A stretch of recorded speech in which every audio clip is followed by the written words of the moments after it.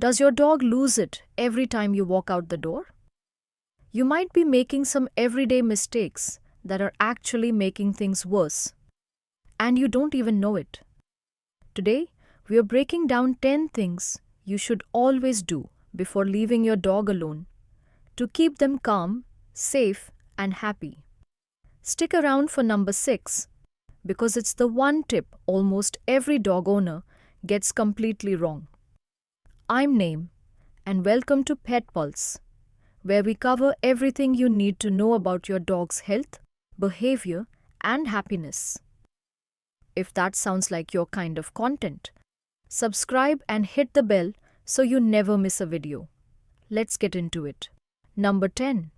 Keep your goodbye low-key. We've all done it.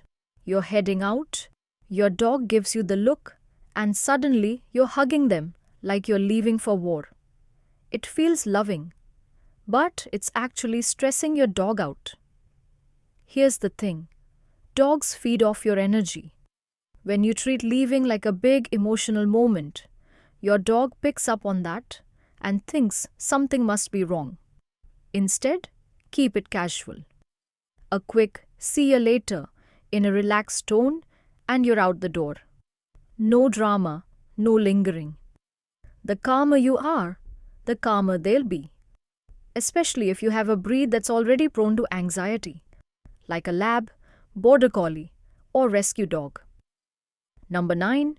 Wear them out first. A tired dog is a calm dog. It's that simple. Before you leave, spend even just 10 to 15 minutes burning some energy. A brisk walk, a game of fetch, or a quick tug-of-war session. Physical activity signals to your dog's brain that it's time to wind down. Add in a few training commands with treats for extra mental stimulation. And you've got a dog that's ready to nap, not destroy your couch.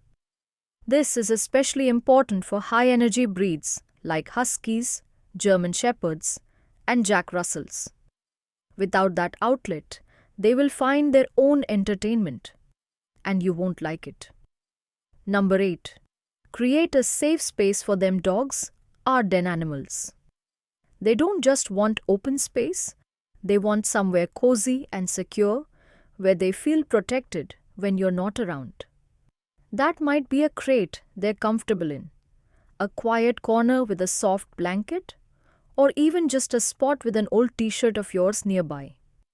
Your scent alone can be incredibly calming. Think of it like a security blanket for your pup. Smaller, more sensitive breeds, like Chihuahuas, Dachshunds, and French Bulldogs, especially benefit from having that dedicated retreat.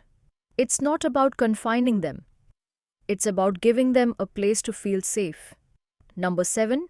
Leave them something to do. Picture this.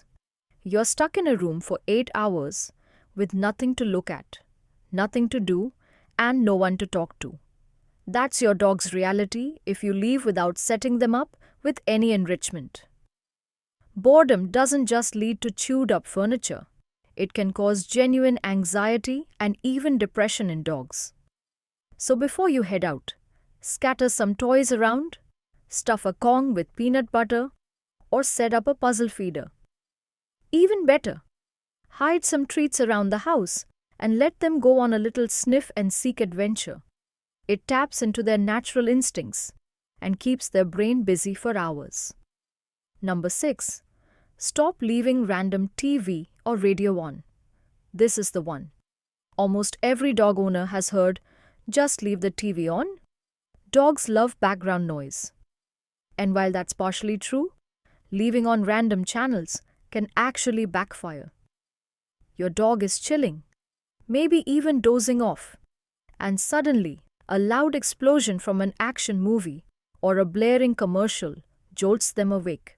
For sensitive breeds like Cocker Spaniels, Whippets, or toy poodles, that kind of unpredictable noise can trigger real fear, with no one home to comfort them.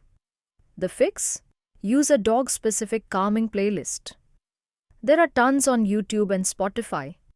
Nature sounds, soft classical music, gentle rhythms, designed specifically to keep dogs relaxed.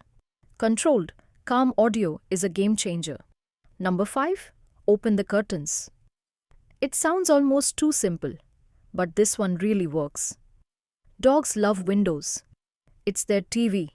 When you leave the curtains open, your dog gets to watch birds, squirrels, and passers-by, which keeps their mind engaged and gives them a sense of connection to the outside world.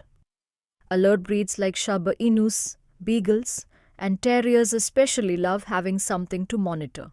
Just keep it in check. If your dog tends to bark non-stop at everything that moves, maybe go for a quieter window or crack the curtains partially. And as a bonus, a sunny window gives them a warm nap spot. Dogs absolutely love a good sunbeam.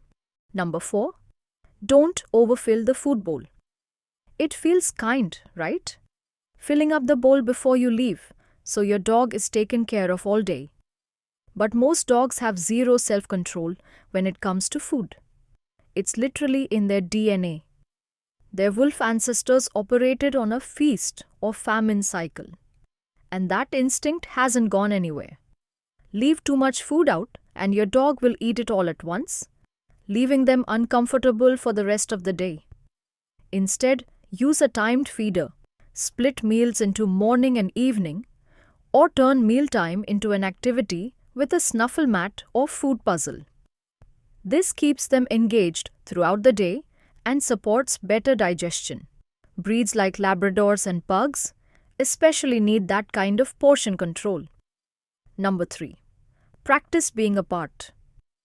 You wouldn't drop a toddler off at daycare without some kind of practice run, right? Same logic applies here. If your dog has never been alone for long stretches, you can't expect them to suddenly be okay with it. Start small, step outside for 2 minutes, come back, then 5 minutes, then 10. Build up gradually, and use a consistent phrase like, "I'll be back every time you leave." Dogs are incredibly perceptive.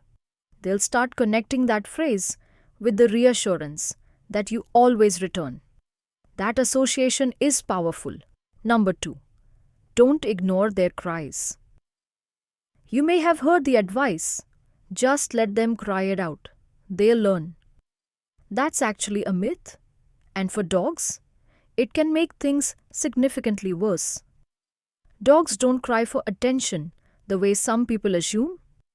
They cry because they're scared, confused, or feel abandoned. If you never respond, that fear doesn't fade. It builds. So if your dog is really struggling, it's okay to briefly go back in. Keep it calm, no big fuss. Just let them see that you're there and that they're safe. Then quietly step away again. Over time, you're teaching them that calm behavior, not crying, is what brings comfort. And eventually, they won't need to cry at all. Number 1, never punish separation.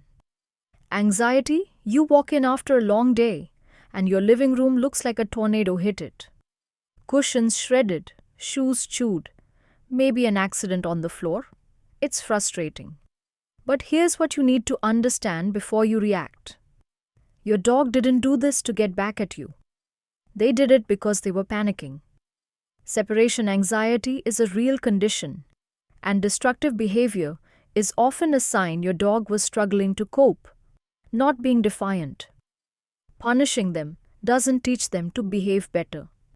It teaches them to be afraid of you coming home, which only makes the anxiety worse. Instead, ask yourself, did they get enough exercise? Did they have enough to do? Have they been properly trained for alone time? Work on the root cause, not the aftermath. And if the anxiety is severe, a vet or certified trainer can help you build a plan, especially for high anxiety breeds like border collies, miniature schnauzers, or dogs with a difficult past. Your dog doesn't understand where you go when you leave. They just know you're gone. But with these small, intentional changes, you can make that time feel safe, manageable, and even comfortable for them. It's not just about preventing bad behavior. It's about building real trust. What does your dog do the moment you grab your keys? Drop it in the comments. We read everyone. If this video helped you, give it a like and subscribe for more practical dog first advice every week. And if you want to go deeper, check out our video on 10 signs your dog truly sees you as family. See you in the next one.